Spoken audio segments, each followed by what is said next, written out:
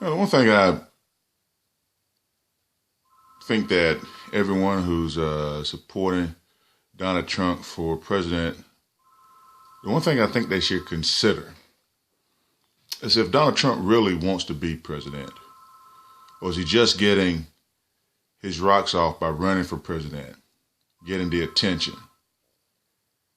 And I think that's a fair question to ask. I looked at, some of the last few weeks. I kind of watched Donald Trump a little more than some of the other candidates because I wanted to kind of zero in on that very question for myself. Anybody who's been following my blog posts know that I've had a sort of a love-hate relationship with Donald Trump. And what I've seen the last couple of weeks, and anybody who's been following the campaign or following any candidates at this point have seen the same thing if they have their eyes open, is that, issues kind of get in Donald's way. What the Donald doesn't like is, one, anybody being in front of him in the polls. God forbid anyone talks about him. His followers at this point don't really care. The Donald talks of generalities. The Donald doesn't really get specific. Only when he's attacking someone who has, one, either attacked him or two, has somehow creeped within earshot of him in the polls.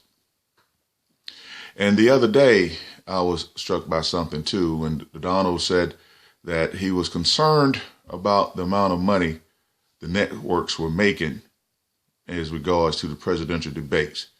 Now, he tried to put a little spin on it by saying that he would like to see some of that money given to the war veterans. But I don't know.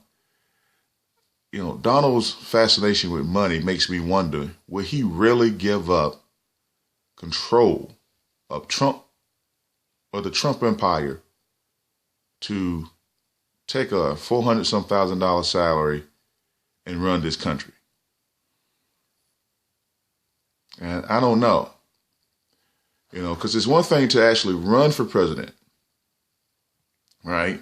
And get to be in your limousine and ride up to Good Morning America and have all the attention drawn on you, to talk about how you're leading in the polls and to stand in front of the crowds and speak in generalities about, America's not winning anymore and you can make this country win. And that's a far thing when you actually have to get down in the weeds and run something, and not just run something that's going to generate you some additional cash or generate you some additional fame. See, running is one thing, doing an actual job is another. And no one running today, or quite frankly, who's possibly ran in the history of presidential elections, will be giving up what the Donald will be giving up in terms of the amount of money he would be making in that 4-year period than Donald. And I just don't know if that's something he really wants to do. And, his supporters need to be serious about it. And I read the comment section of, the Donald, and all I see the reporters saying is the Donald's the one that's going to, he's who the country needs right now. He's a winner. He's this, he's tough, he's that. I don't know. And it was just like that whole flap about the Republican debate, when the Republicans, led by Donald, said that the questions were unfair, the question was this, the question was that, and they talked about changing the whole format. Yet each one of them said that, President Obama is weak and Putin is, I don't know if you've seen the president's response, and I, quite frankly, I agree. You can't say that you can yell at Putin or just stare at Putin and he's going to get right. And Obama's weak, and he's weak on this and he's weak on that, and you're strong on that. And yet the moderators got you in a tizzy. You couldn't handle them. The questions were silly. I'd said somewhere on some post that, I can remember someone asking Bill Clinton whether he wore boxers or briefs. You know, you're going to get silly questions when you're running for the nation's highest office, and you should be able to answer them. And you certainly don't want to get yourself in the echo chamber of your own kind to run, as Ted Cruz suggested. That'd be the wrong thing to do.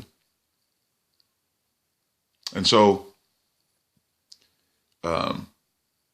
Donald Trump concerns me in that regard. And the reason why I'm looking at it now, because, you know, he's still pretty much in the polls, kind of leading the polls.